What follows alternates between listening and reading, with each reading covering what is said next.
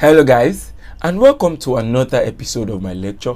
Today I'll be talking about board of directors being an organ of the company. Now, in my last class, I spoke about the members in general meeting, and I told you that the company shall act through the members in general meeting and the board of directors. In this case, I'll be talking about who the board is. Now, for us to understand this, we need to go to section 269 of the CAMA. And what does it say? Now, it says that a director of a company registered under this act is a person duly appointed by the company to direct and manage the business of the company. Now, a director is a person that has been appointed to direct and manage the business of the company. Now, if you go to section 271 of CAMA, it then tells us that every company, not being a small company, shall have at least 2 directors, which means that every company must have at least 2 directors. Not being a small company there is referring to companies that have just one person. You know, according to the CAMA, the new CAMA 2020, a person can start a company. So if it's that kind of company, then one person can be the director. But where you are talking about a company with more than one person starting it, then we are talking about a company that must have at least 2 directors.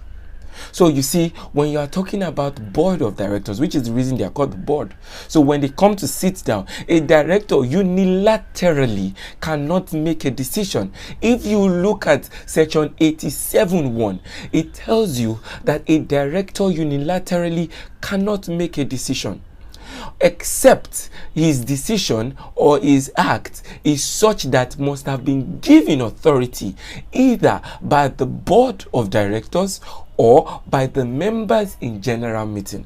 So the director there, when acting unilaterally, will be acting as an officer of the company or an agent of the company. Do you understand? So when the board comes together to sit down and make a decision, that decision binds the company.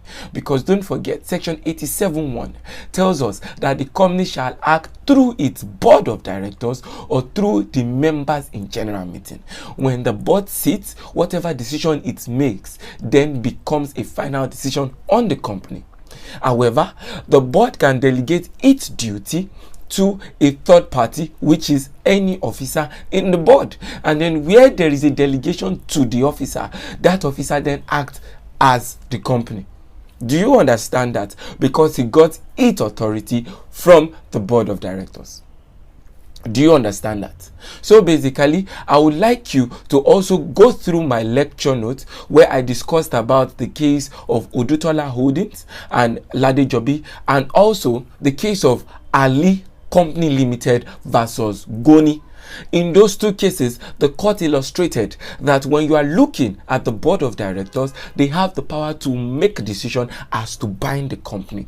However, these are restricted to certain things. We will be discussing those certain things in my next lecture.